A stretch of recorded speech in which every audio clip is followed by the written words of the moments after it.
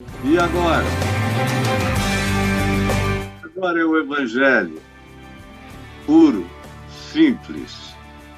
É o Evangelho da verdade. É o Evangelho da saúde. É o Evangelho que liberta de tudo aquilo que adoece a alma, a mente, o espírito. E eu quero que você leia comigo, onde quer que você queira ler, no texto do Evangelho de João, no capítulo 10, do verso 7 ao verso 10. Tá bom? João 10, do verso 7 ao verso 10. No final eu vou ler do verso 19 ao verso 21. Mas, por enquanto, eu quero que você preste atenção nessa leitura que eu vou fazer. O ambiente, o templo, são falas e choques e controvérsias de Jesus no templo. E o Evangelho de João dedica boa parte das suas narrativas ao que acontece em Jerusalém, aos diálogos, às conversas, embora haja aquela multidão de milagres da Galileia e de outros lugares, mas o templo tem um lugar importantíssimo no Evangelho de João. E você vai vendo, especialmente do capítulo 8 para frente, a sequência é quase sem interrupção naquela região à volta de Jerusalém, e de vez em quando tem uma incursão de Jesus na cidade de Jerusalém, no templo, até o dia em que ele é morto. Mas João descreve essas entradas com extrema frequência, e essa é uma delas. E no contexto antecedente, você tem aquela cura do cego de nascença, e os religiosos discutindo com o homem, com todo mundo, zangados com a vida, e depois encontram o homem com Jesus e vão ter com Jesus, e o ambiente é esse. E Jesus começa dizendo: olha, o que não entra pela porta, e eu sou a porta, está fora. Ele diz isso no templo. O templo era cultuado, todo mundo achava que o templo era um portal de salvação, que o templo era o CEP de Deus era o templo. Que aonde quer que você quisesse ter certeza de falar com Deus, se você quisesse isso, essa convicção, orasse dentro do templo, trouxesse os seus sacrifícios, os seus dízimos e as suas ofertas. E, de preferência, você deveria ter muita amizade com os sacerdotes, para você ficar com aquela certeza de que você iria ser, quem sabe, pensado por alguém enquanto matava mecanicamente as ovelhinhas e os pássaros em oferendas ininterruptas a Deus. E é nesse ambiente do templo, para quem cultuava o templo e a religião, que Jesus disse: olha, a porta, o portal, sou eu, para quem quer entrar e sair e encontrar vida. Eu sou a porta. Isso gera uma confusão, e ele conta isso como uma parábola, mas eles não compreendiam o sentido daquilo que ele lhes falava. Jesus, então, porque ninguém compreendia, lhes afirmou de novo, porque eles não compreendiam. Se não fosse óbvio, religioso em geral só consegue entender o óbvio quando é contra eles. Agora, quando se trata de uma coisa que é em favor da tese estúpida que eles defendem, qualquer coisa é manipulada para comprovar aquele argumento, por mais falso e fake que seja. Porque o dogma vem antes do raciocínio, vem antes do discernimento, vem antes do bom senso, vem antes da ciência, vem antes da repetição comprovadora. O dogma é uma afirmação, é uma convicção de natureza absoluta. E aí, meu Deus, ninguém que, tendo a sua mente fixada em algo assim, se abre para outras compreensões. Porque o templo é o dogma. Deus habita o dogma, do mesmo modo que o religioso diz que Deus habita o templo. E que quem dá dinheiro para o templo está sustentando Deus nos seus esforços na terra. Aí vem alguém que diz, olha, a porta sou eu, entrem aqui. Aí fica, e eles não compreendem. Jesus sabe que eles não entendem. Se fossem gregos, já teriam entendido. Se fossem romanos, já teriam compreendido. Mas religiosos que se sentem donos da verdade não entendem a verdade quando ela é contra eles. Não compreendem. Jesus, porém, afirmou de novo, em verdade vos digo, eu sou a porta das ovelhas. Quem quer ser ovelha de Deus, entra por mim, entra pelo meu ensino, pelo Evangelho, cujo mandamento é amor. É o que quereis que os outros vos façam, fazei vós primeiro a eles. Esse é o meu ensino. Perdão é o testemunho maior desse ensino. E graça e misericórdia e justiça e fidelidade são frutos naturais desse ensino. E não tem como a vida não melhorar para quem vive assim. Mas tem que ser assim o modo de viver. Portanto, você tem que ser uma ovelha que aceita esse modo. E é um modo de muita liberdade. Você entra e você sai, você entra e você sai, e não é porta de igreja. Não existe em Deus, não existe dentro e não existe fora. Quando você está em Jesus, você está em Jesus. Dentro ou fora são categorias humanas. Para Deus não existe dentro nem fora. Só existe Deus em mim. Se Deus está em mim, não existe mais dentro, não existe mais fora, só existe Deus em mim. E em você também. Ele lhes afirmou para aqueles que queriam ser ovelhas: todos quantos vieram antes de mim são ladrões e salteadores. Isso é muito forte. Olha,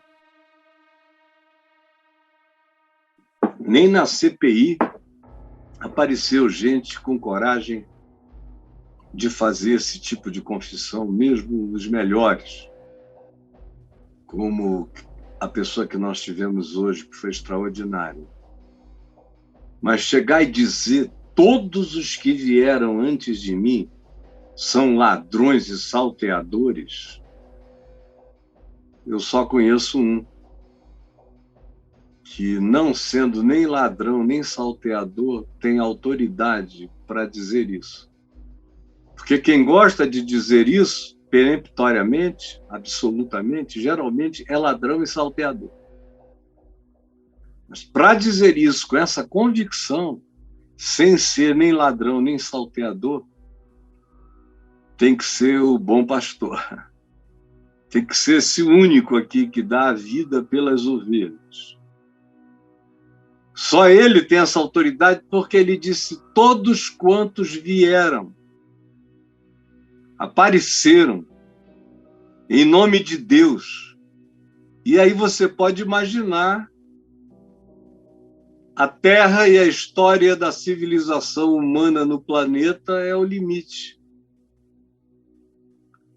E se você não quiser incluir outras dimensões. No entanto, aqui, do primeiro homem ao último que vier, todos eram ladrões e salteadores. Todos, todos. Mesmo os que mais maravilhosamente falaram em nome de Deus, eram ladrões e salteadores. Aí eu quero perguntar uma pergunta para você. E a pergunta é essa: quem é o ladrão da sua vida? Você já discerniu quem é o ladrão da sua vida? O quantos ladrões você tem na vida? Porque o ladrão, a primeira coisa que eu quero dizer é essa, que você vai ver agora, que o Braulio vai colocar aí.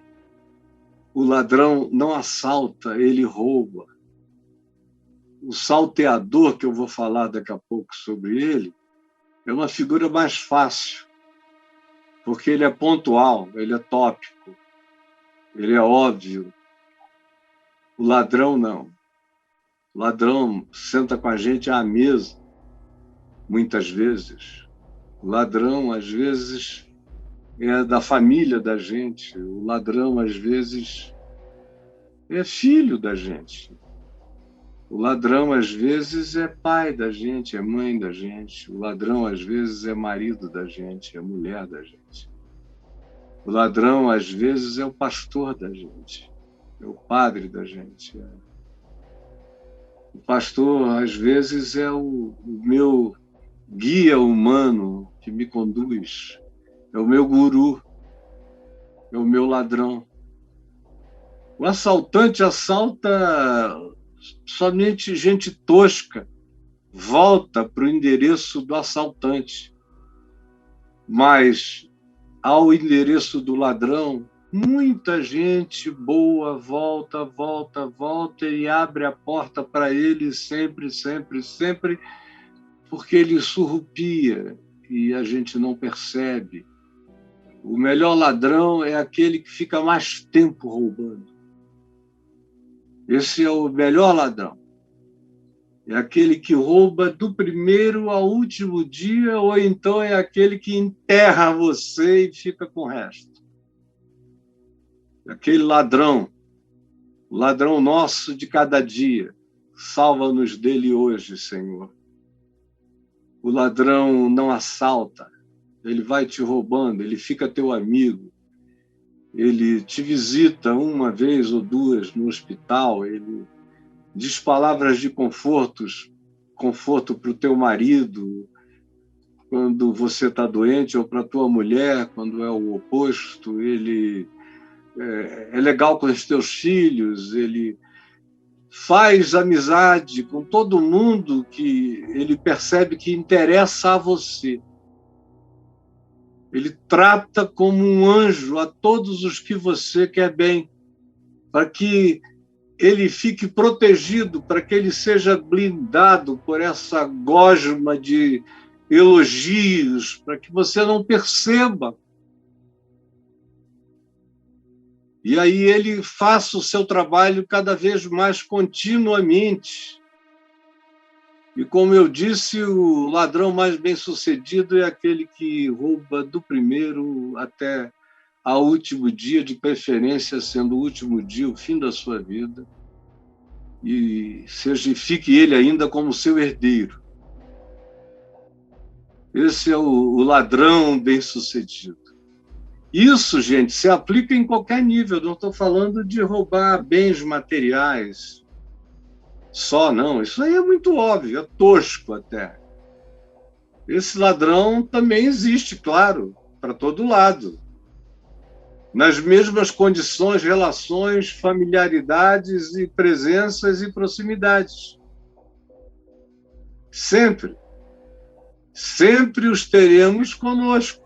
Ninguém se engane. Mas, nesse sempre os teremos conosco, incluam-se também os ladrões emocionais, os ladrões afetivos, os ladrões do teu descanso, os ladrões da tua oportunidade de se tratar melhor ou bem, os ladrões do teu tempo de vida, aqueles que não se importam com quanto tempo você ainda tem e ficam chupando a tua alma, ou querendo de ti o que você já deu bastante para a vida. É aquele que não sossega nunca, que não para de sugar.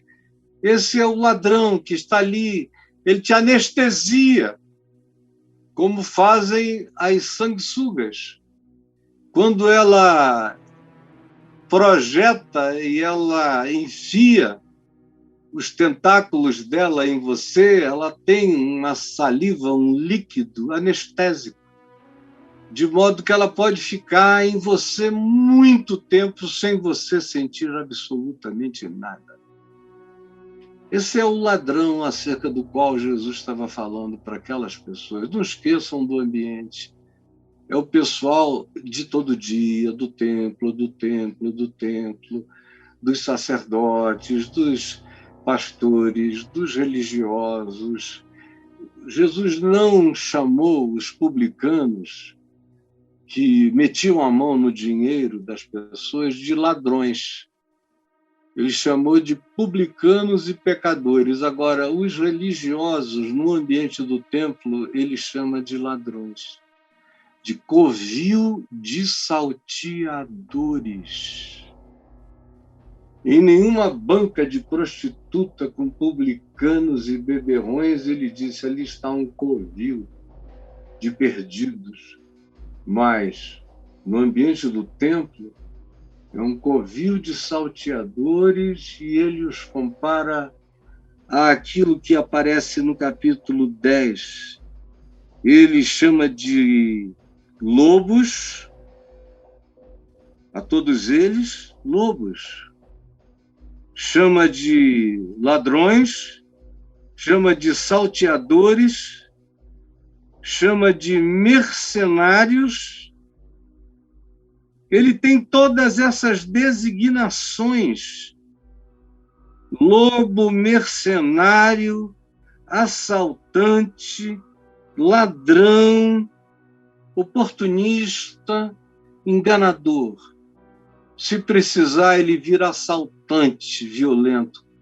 Se não precisar, ele suga a tua alma até você não mais poder. Tem gente aqui me vendo que, enquanto eu falo, está pensando em filhos, em cônjuges, em relacionamentos adoecidos de todos os tipos. São vínculos com o ladrão. Podem ser vínculos religiosos, mas religião é algo que se aplica a todas as ligações. Religião é religação. Então, a todas as ligações, inclusive a religiosa, que Jesus denuncia aqui como sendo aquela mais bem disfarçada. Era a ladruagem dos lobos da religião. Faziam tudo em nome de Deus. Mas você aplica isso a todas as outras formas de ladrão. Ladrão de luz, ladrão de água, ladrão de sangue, ladrão de comida, ladrão de bebida, ladrão de dinheiro, ladrão de oportunidade, ladrão de sedução, de venda, ladrão de oportunismos diversos, ladrão nos malabarismos que faz, ladrão nas mentiras que inventa e desviam o teu caminho, ladrão do teu tempo, ladrão do teu sangue, ladrão da tua vida, ladrão do investimento da tua alma. E você vai deixando anos e anos e anos e anos e anos. Tem gente que morre sendo roubada pelas mesmas pessoas. que te sugam até ao fim da existência. Porque o ladrão não assalta, ele rouba. Mas nessa categoria aqui, há uma ênfase no disfarce. No disfarce. O cara fala como pastor, mas não é. Ele fala como ovelha, mas é lobo. Ele fala como sacerdote, mas é mercenário. E ele se oportuniza o tempo que seja possível para tirar, sem nenhuma dor de consciência, o máximo que você tenha para dar. Porque o objetivo é esse. É anestesiar para que você não sinta. Em segundo lugar, olha aí e preste atenção, sempre há ladrões e até salteadores. Entre nós, por exemplo, tem muito ladrão e também tem muito salteador. O objetivo do ladrão é, no mínimo, médio para poder, se possível, alcançar a longo prazo. O salteador quer apenas uma vez e levar o máximo possível. E, geralmente, ele é agressivo. O ladrão, quanto mais suave, melhor. Mas a questão é, por que há tanto ladrão num país como o nosso? Aqui tem muito ladrão. No mundo inteiro tem. Mas aqui entre nós tem uma qualidade muito especial de ladrões e até de salteadores, que são aqueles que chegam para tomar poder, para fazer reféns, para praticarem uma autocracia de violência de curto tempo. Mas é o que eles gostam de fazer. Sempre há ladrões e até muitos salteadores, mas o problema é que a maioria os segue. Sabe por que eles existem em profusão? Verso 8 diz que é porque tem gente para seguir. Todos quantos vieram antes de mim são ladrões e salteadores, mas as ovelhas não lhes deram ouvidos. As verdadeiras ovelhas. Então, se as ovelhas não lhes deram ouvidos e os ladrões e salteadores continuam a se multiplicar, é porque a maioria dos que se apresentam não são ovelhas. São apenas os enganáveis, eternos enganáveis, que vivem de fezinha em fezinha, de engano em engano, de roubo em roubo, que, como diz Paulo, aprendem sem nunca chegarem ao conhecimento da verdade, nunca. São os eternos enganáveis. Olha, daqui a pouco eu vou fazer 70 anos, daqui a 4 anos. Eu acho que é pouco tempo, tem gente que acha que é muito. Para mim é um tempinho curto. 4 anos. E eu acho que um cara, quando faz 70 anos, ele começa realmente a olhar e dizer, poxa, eu fiquei velho. Mas, dado ao acumulado de experiências na minha vida, eu estou muito mais velho do que se eu tivesse, por exemplo, só 70 anos. Eu já vi coisa demais. E eu conheço pessoas há muitos anos, há meio século, que continuam até hoje sem aprender.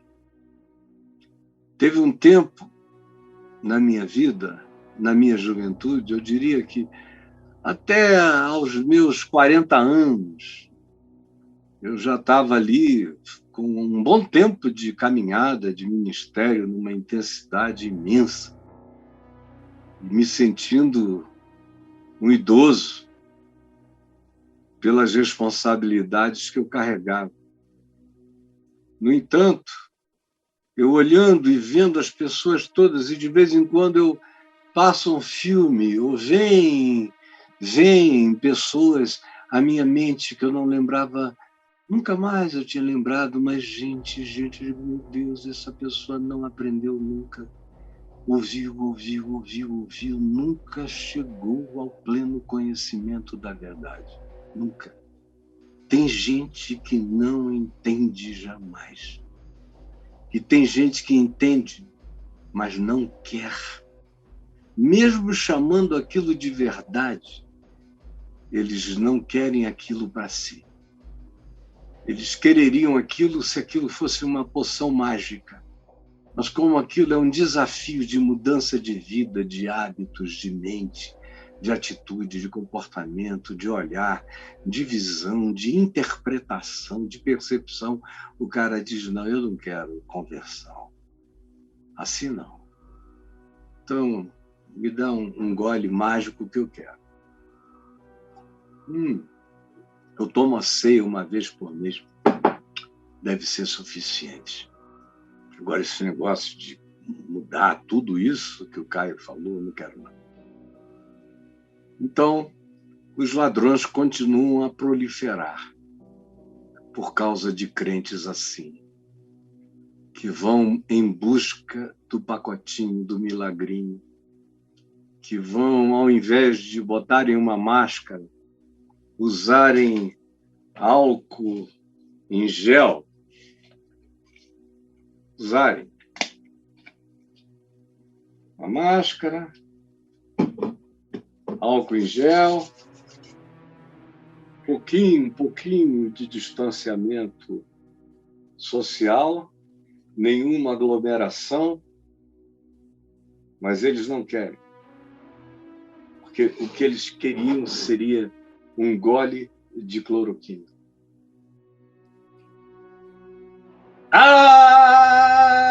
Curado! E é por isso que os ladrões e os salteadores não se afastam de um país com gente com esse tipo de mentalidade. Gente que não quer nada que não seja mágica. Aí os ladrões e os assaltantes deitam e rolam. Mas as ovelhas mesmo, as que entraram pela porta, as que seguem Jesus a trilha menos percorrida do Evangelho, essas não dão ouvidos ao grito enlouquecedor e, para alguns, sedutor, e para milhares, enganador, desses dissimuladores que Jesus chama de lobos disfarçados, ou que ele diz que são mercenários lisos e dissimulados. Em terceiro lugar, eu pergunto quem é o ladrão da sua vida, ajudando você a discernir, sabendo que muita gente não aprende nunca e segue sempre como eu acabei de dizer, e, portanto, não vou me estender na repetição.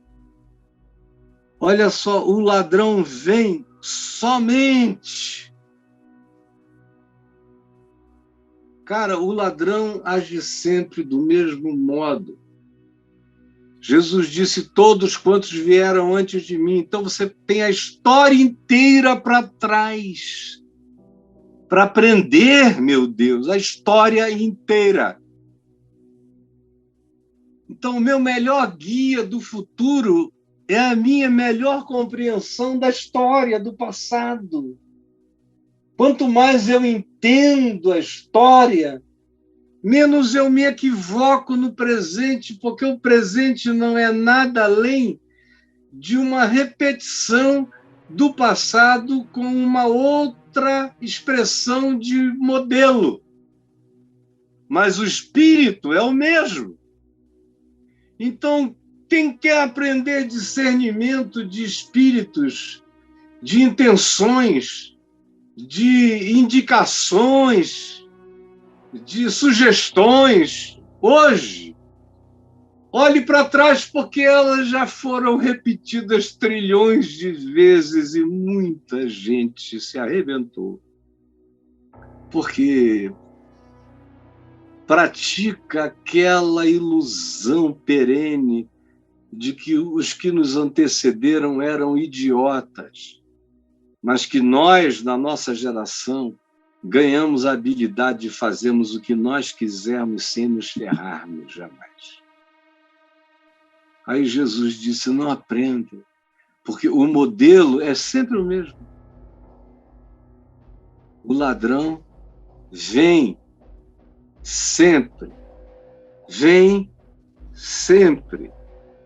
Repita comigo, o ladrão, esse cara que eu descrevi, que pode ser do teu pai ao teu guia espiritual, qualquer um, pode ir a Satanás, mas começa junto de ti, ou então dentro de ti, porque tem alguns aqui me ouvindo que são ladrões e salteadores, mercenários e lobos, vestidos de ovelha. É com você que eu falo também.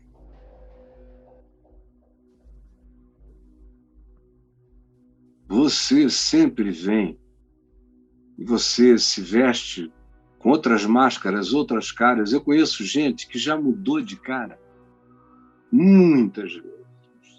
O cara já deu uma de missionário, e depois que se aproveitou e foi descoberto, mudou, foi se transformar em outra coisa, mas sempre com dinheiro. Sempre, sempre, sempre, sempre. Acabou, depois de um tempo, sendo transformado em professor de teologia, bom de gogó, só isso. Depois teve uma oportunidade, virou pastor de uma igreja onde ele sabia mais do que os outros, então podia até virar bispo, ir em frente do papo. Entrou na televisão e fez sucesso de camelô na venda da fé e as coisas foram embora. Depois foi descoberto, deu errado, ele virou coach. Aí montou seu grupo e foi vendendo a sua própria imagem, porque ali ele podia cobrar sem que as pessoas achassem que ele era um ladrão ou salteador, aproveitando-se de Jesus e da fé. Ele às vezes menciona Jesus, mas ele faz a maior parte das coisas em nome de outras pessoas, bem longe daqui, para que todo mundo pense que o cara é que inventou aquilo ali. E assim vai, meu Deus.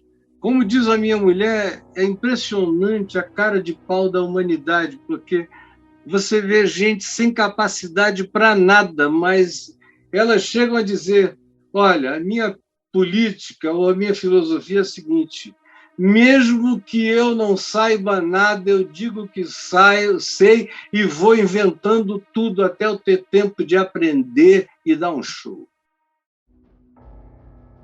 Dá um show. Muita gente não aprende nunca, e é por isso que tem sempre gente seguindo. Embora o modus operandi seja o mesmo, porque o ladrão vem sempre para as mesmas coisas, olha só, para roubar, para tirar a vida da gente, tirando o tempo, vai matando a tua vida no tempo. Quanta gente ficou debaixo do ladrão com 14 anos, agora já está com 44, e olha para trás e diz, meu Deus, eu perdi 31 anos da minha vida seguindo essas maluquices, pagando esses caprichos. Eu tenho direito de ficar ateu por um bom tempo, até Deus entende. Quanta gente está nessa de seguir, pagar, e dar, e é coisa, engano sobre engano, decepção sobre decepção, tristeza sobre tristeza, é tudo fantasia e mentira. Ele vem para matar, roubar, tirando, matando tua vida, teu tempo, tuas oportunidades, tuas energias, destruindo as melhores chances da tua existência. Quem é o ladrão da tua vida? Quem é? Ou quais são? A quem você deu essa permissão de te roubar para sempre? Diante de quem ou do que você pratica esse auto-engano? E aí, em quarto lugar, quem é o ladrão da sua vida? Fique sabendo do seguinte: os ladrões não cessam porque os roubáveis nunca acabam. Olha aqui nos versos 19 até 21. Os ladrões não cessam porque os roubáveis, como eu disse há pouco, se renovam. Por causa dessas palavras, aonde o ladrão vem para matar, roubar e destruir, é a fase mais forte disso tudo. Entenda-se o ladrão por esse ambiente, esse contexto, essas figuras indicadas pelos olhares, pela tensão que a fala de Jesus gerava, pelo prender da respiração, pela eloquência que silenciava. Imaginem a eletricidade. Os ladrões não cessam porque os roubáveis nunca acabam. Aí ele coloca todo mundo no mesmo balaio. Tanto o lobo, o mercenário, o ladrão e o assaltante, como as ovelhas que gostam de se entregar a essa doença, que gostam de se dar ao esfolamento, que gostam de serem circuncidadas, tiradas do alto da cabeça até aos pés, gente que se entrega para ser descarnada, despelada, e que não aprende nunca, e que ainda se revolta. As pessoas mais revoltadas comigo são justamente as ovelhas desses ladrões e salteadores. São os que mais revoltados ficam, porque parece que você tira a ignorância que eles têm para poder segui-los. Então, eles ficam com ódio de quem começa a fazer isso. Eles tentam tapar os ouvidos, alguns conseguem, mas, graças a Deus, para outros já é tarde demais. Ainda assim, a raiva continua por um tempo. E eu entendo como é que a psicologia desse processo acontece. Está com raiva? Graças a Deus. Aleluia. Está me ouvindo? Louvado seja o nome do Senhor. Porque os ladrões não cessam, porque os roubáveis nunca acabam. Por causa dessas palavras, rompeu nova dissensão entre os religiosos que ali estavam. Muitos deles diziam: ele tem demônio, e enlouqueceu. Além de endemoninhado, é um endemoninhado louco, ou é um louco endemoninhado. Olha, bote, loucura, na projeção deles para com Jesus, não faltavam elementos de malucamento absoluto. Ele tem demônio e enlouqueceu. Isso é o que um grupo dizia. Esses caras, meu Deus, que ouvem Jesus e dizem isso, vão pagar com a vida, vão dar a vida ao ladrão, que vai chupar até o tutano deles, até o fim da existência deles. Esse cara tem demônio. Tem demônio e ficou maluco. Como eu sei que tem muita gente que diz isso de mim, mas para mim não tem nenhum problema, não dói. Se um dia doeu, deixou de doer há muitos anos atrás. É uma dor tão velha que já nem cola mais. Eu não sinto mais nada. Eu fiquei indiferente para isso. O Caio tem demônio e enlouqueceu. Aleluia. O eco chegou até eles. O eco. E esse eco tem poder, porque é a palavra de Jesus. Aí tem outros que aparecem aqui dizendo, além disso, por que o ouvis? Por que vocês não estão dando ouvido a esse cara? Outros diziam, este modo de falar não é de endemoninhado. Ele diz coisa com coisa. Pode, porventura, o endemoninhado abrir os olhos aos cegos? Eu diria sim, pode. Não é a prova cabal de que ele é quem ele é. A prova cabal é que ele, o modo dele falar não é de endemoninhado. É a luz, é a lucidez. Não é abrir os olhos do cego, é dar luz a quem, não sendo cego, não enxergava nada. Esse é o grande milagre. É o grande milagre, é fazer você deixar de ser um ser roubável. Você quer deixar de ser roubável e passar a ser uma pessoa de quem ninguém pode roubar nada? Que é como Jesus termina isso aqui, dizendo, ninguém tira nada de mim.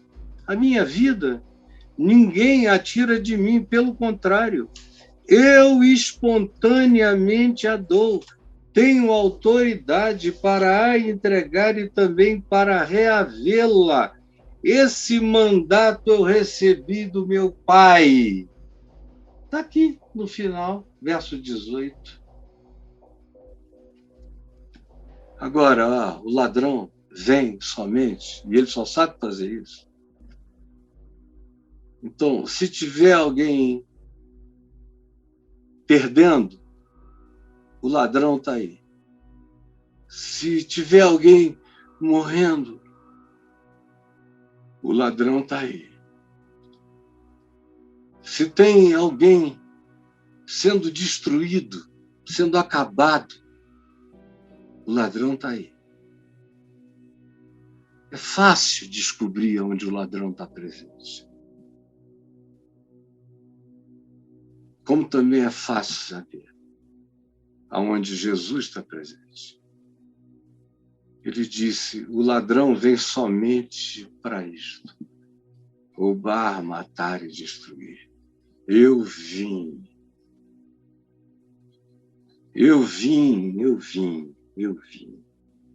Ele não diz nem eu, porém, vim.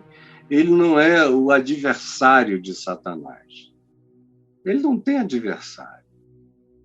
Satanás é quem Satanás é. Os homens e mulheres diabos são quem eles são. Os que fazem esse tipo de coisa desumanizada contra o próximo são esses seres aqui, dissimulados, lisos, roubadores, anestesiadores para poderem fazer mal sem serem percebidos. Jesus nem diz, eu, porém, vim. Não. Eles já estão condenados. Quem assim age já se condenou.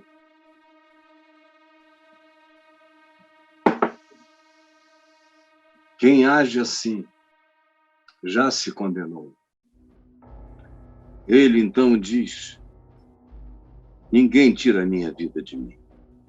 Mas o pessoal aqui embaixo, quando ouviram Jesus dizer, ninguém tira a minha vida de mim, pelo contrário, eu espontaneamente a dou, tenho autoridade para a entregar e também para reavê-la, este mandato eu recebi do meu Pai, aí pronto. Por causa destas palavras rompeu-se uma nova dissensão entre eles. Muitos deles diziam, ele tem demônio e enlouqueceu, porque o ouvis. Outros diziam, este modo de falar não é de endemoninhado. Não é. Ele veio e traz luz, ele abre até os olhos ao cego de nascença. Até eu estou entendendo como é que vocês não entendem. Que ele só pode ter vindo para fazer o bem, todo o bem. Para que tudo aquilo que Deus chama vida, e Deus só chama a vida uma existência carregada de amor. Amor. Sem amor não há vida, só há existência. A vida começa quando o amor, e o amor surge quando o amor aparece. O amor é uma escolha de um modo de viver, é uma decisão de viver, de interpretar de um certo modo, que é conforme Jesus e o Evangelho, que é conforme o parâmetro da porta. Vida, para Deus, começa com a conversão do coração ao amor pelo arrependimento de termos vivido só para nós mesmos, contra o mundo, contra os outros, contra a vida, frequentemente de maneira suicida, sendo sugados sem perceber. Só quando você se arrepende disso e enxerga é que o amor começa a ser uma possibilidade e uma escolha dentro de você. E o amor vem carregado dos frutos dele. O amor vem carregado de alegria, de justiça, de paz, de fidelidade, de longanimidade, de bondade, de mansidão firme, de justiça, de domínio próprio, de autocontrole, de coragem e ousadia e intrepidez na fé. É assim que a vida abundante é. É a certeza de que não nos falta nada, de que o Senhor é e nada nos falta. Como o hebraico diz, o Senhor é. O Senhor é. A ênfase é no é. O pastor. E nada me falta, porque eu estou contente, porque eu aprendo a viver bem em toda e qualquer situação. Vida abundante é aprender a viver bem em toda e qualquer situação. É saber estar em paz, seja você humilhado ou esteja você exaltado, tenha você em abundância ou esteja você vivendo em escassez ou quase nada. Vida abundante não depende de ter ou não ter. Vida abundante tem a ver com ser. Tem a ver com ser em Deus, com ser para Deus e com a escolha de ser no mundo, conforme Jesus e conforme os apóstolos, os profetas que viveram antes de nós. Dando a vida. Isso é vida abundante. É uma vida tão cheia que se dá. Uma vida que não dá nada para ninguém, é que não tem nada, é uma vida oca. A vida de quem não dá nada é oca. A vida de alguém que tem abundância é a vida de quem dá, porque é dando que se recebe, e quanto mais eu dou, mais flui de mim, mais abunda, mais esguicha. A água da vida, eternamente, em mim e de mim. Eu vim para que tenham vida e a tenham em abundância. Jesus, que a tua luz abre os olhos aos cegos de nascença, aos que nasceram cegos e aos que foram criados para serem cegos. Abre os olhos. Tira o véu, as escamas, as cortinas, as tapadeiras, os impedimentos, as incapacidades de entender, de enxergar, de discernir. Ajuda-nos a ver que isso tem a ver com os bloqueios das nossas escolhas, dos nossos dogmas pessoais, que não nos permitem enxergar a luz da verdade e a verdade que é a luz. Porque tudo aquilo que ilumina é verdade, e tudo aquilo que é verdade esclarece. liberta da ignorância, da estupidez, do engano, do ladrão, em nome de Jesus. Amém e amém.